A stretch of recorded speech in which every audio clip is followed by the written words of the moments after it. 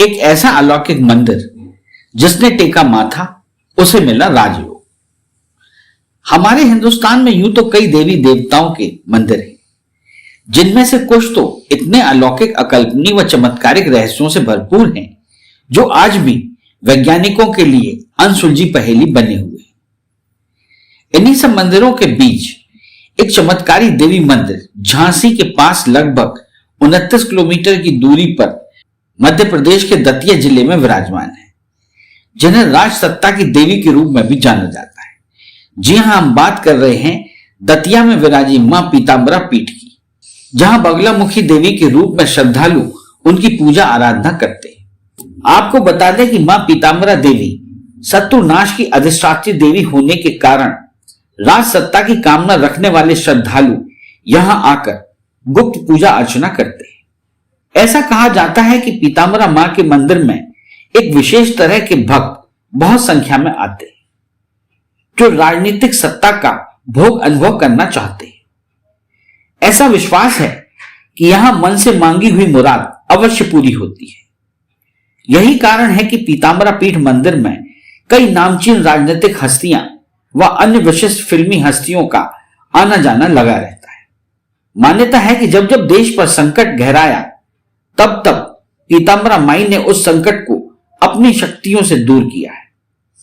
यही वजह है कि पंडित जवाहरलाल नेहरू, इंदिरा गांधी और अटल बिहारी वाजपेयी के साथ साथ देश विदेश की तमाम बड़ी हस्तियां मां के दरबार में पहुंचकर उनका आशीर्वाद लेती रही हैं।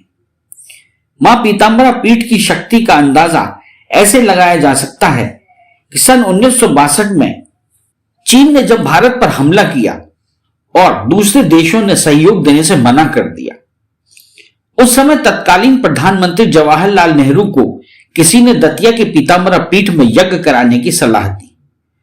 उस समय पंडित नेहरू दतिया आए और देश की रक्षा के लिए पीतांबरा पीठ में 51 कुंडी महायज्ञ कराया। आपको बता दें कि इस यज्ञ में कई अफसरों और फौजियों ने आहुति डाली। 11वें दिन अंतिम आहुति डालते ही चीन ने बॉर्डर से अपनी सेनाएं वापस बुला ली। उस समय बनाई गई यज्ञशाला पीठ में आज भी देखी जा सकती है। इसके बाद जब भी देश के ऊपर संकट आया, तब तब गोपनीय रूप से पीतांबरा पीठ में साधना व यज्ञ का आयोजन होता रहा है। केवल भारत चीन युद्ध ही नहीं, बल्कि 1965 व 1971 में भारत पाक युद्ध के दौरान भी विशेष अनुष्ठान किया गया। कारगिल युद्ध के समय भी अटल बिहारी वाजपेयी की ओर से पीठ में एक यज्ञ का आयोजन किया गया और आहुति के अंतिम दिन पाकिस्तान को पीछे हटना पड़ा। देश का ऐसा कोई विशिष्ट नेता नहीं जो पीतांबरा माई के दरबार में उनका आशीर्वाद लेने के लिए नहीं पहुंचा हो। देश के वर्तमान प्रधानमंत्री श्री नरेंद्र मोदी भी मां के दरबार में पहुंचकर उनका आशीर्वाद ले चुके हैं। इसके अलावा देश के रक्षा मंत्री, उत्तर प्रदेश के मुख्यमंत्री के साथ साथ ऐसे कई छोटे बड़े फिल्मी अभिनेता हैं जो मां के दरबार में पहुंचते हैं और पूजा अर्चना करते हैं।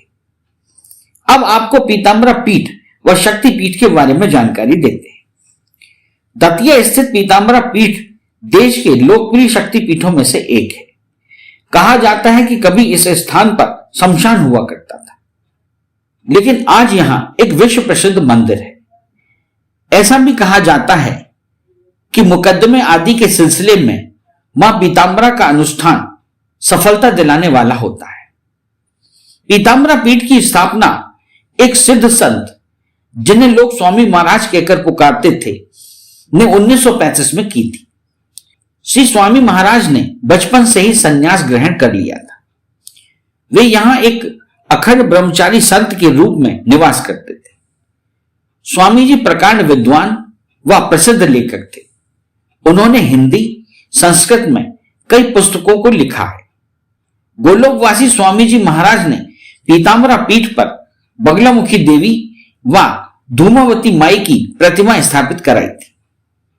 मां भगवती धूमावती का मंदिर पूरे देश में एकमात्र मंदिर है। पीठ में बना बनखंडेश्वर मंदिर महाभारत कालीन मंदिरों में अपना विशिष्ट स्थान रखता है। यह मंदिर भगवान शिवजी को समर्पित है। इसके अलावा मंदिर परिसर में अन्य बहुत से मंदिर भी दर्शनीय हैं। 10 विद्याओं में से एक मां बगलामुखी का मंदिर पीताम्बरा पीठ में स्थित है। यह देश के बड़े शक्तिपीठों में से एक है। बगला शब्द संस्कृत के बंगला शब्द का अपभ्रंश है, जिसका अर्थ है दुल्हन। देवी मां के अलौकिक सौंदर्य के कारण उन्हें यह नाम मिला। पीले वस्त्र पहनने के कारण उन्हें पीताम्बरा भी कहा जाता है। आपको बता दें कि पीताम्बरा मां एक दिन में 3 बार रूप बदलती है। मां पीताम्बरा देवी की मूर्ति के हाथों में मुग्दर, पाश, वज्र व शत्रु जिह्वा है। यह शत्रुओं की जीव को कीलित कर देती है।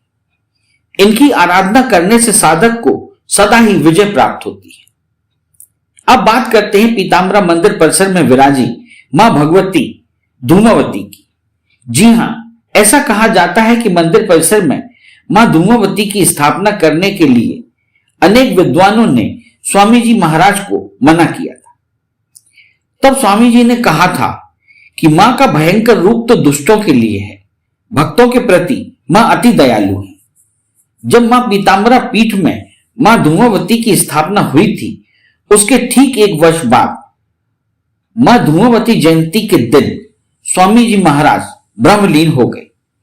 मां धूमावती की आरती सुबह शाम होती है, लेकिन भक्तों के लिए धूमावती का मंदिर शनिवार को सुबह शाम 2 घंटे के लिए खुलता है। मां धूमावती को नमकीन पकवान जैसे मंगोड़े, कचौड़ी व समोसे आदि का भोग लगाया जाता है, क्योंकि माई को तामसी भोजन पसंद है। आपको जानकारी दे दें कि मां बगलामुखी के दर्शन करने की प्रत्येक व्यक्ति को अनुमति नहीं है। मां भगवती धूमावती के दर्शन सौभाग्यशाली स्त्रियों के लिए वर्जित है। इसका कारण यह है कि भगवती धूमावती माता पार्वती का ही एक रूप है। यह माई का अत्यंत क्रूर रूप माना गया है। कहा जाता है कि एक बार माई को भूख लगी तो वे अपने पति यानी शिव जी को खा गई थी, जो कि धूम यानी धुएं के रूप में उनके मुख से निकले। इसलिए भगवती माई का नाम धूमावती पड़ा। श्रद्धालुओं का विश्वास है कि 8 शनिवार को माई धूमावती के दर्शन करने मात्र से सभी मनोकामनाएं पूर्ण होती हैं। पीताम्बरा पीठ का रखरखाव पीताम्बरा शक्तिपीठ ट्रस्ट द्वारा किया जाता है। मंदिर परिसर में एक संस्कृत पुस्तकालय भी है, जिसमें आश्रम के इतिहास, विभिन्न प्रकार की साधनाओं और तंत्रों की व्याख्या करने वाली पुस्तकें उपलब्ध हैं। मंदिर का ट्रस्ट संस्कृत भाषा का ज्ञान छोटे बच्चों में फैलाने का प्रयास करता है, जो कि निःशुल्क है। आश्रम में विगत कई वर्षों से संस्कृत वाद विवाद भी किया जाता है। आपको बता दें कि पीताम्बरा पीठ कैसे पहुंचा जा सकता है। दतिया स्थित शक्तिपीठ के लिए हवाई मार्ग से आने वाले यात्रियों के लिए निकटतम हवाई अड्डा ग्वालियर है, जो मंदिर से लगभग 75 किलोमीटर की दूरी पर स्थित है। दतिया का अपना रेलवे स्टेशन है, जिसकी मंदिर से दूरी लगभग 2 किलोमीटर है। दतिया से झांसी जंक्शन की दूरी लगभग 29 किलोमीटर है, जो कि देश के लगभग हर बड़े स्टेशन से जुड़ा हुआ है। अगर आप सड़क मार्ग से दतिया आना चाहते हैं तो यह झांसी, कानपुर, ग्वालियर, जयपुर, इंदौर आदि बड़े शहरों से सीधे यानी ट्रांसपोर्ट की सुविधा से जुड़ा हुआ है। यात्रियों के ठहरने के लिए दतिया में तमाम होटल, लॉज, गेस्ट हाउस और धर्मशालाएं भी उपलब्ध हैं। इस चैनल को लाइक और सब्सक्राइब करना ना भूलें। देखते रहिए बंजारा बीट्स।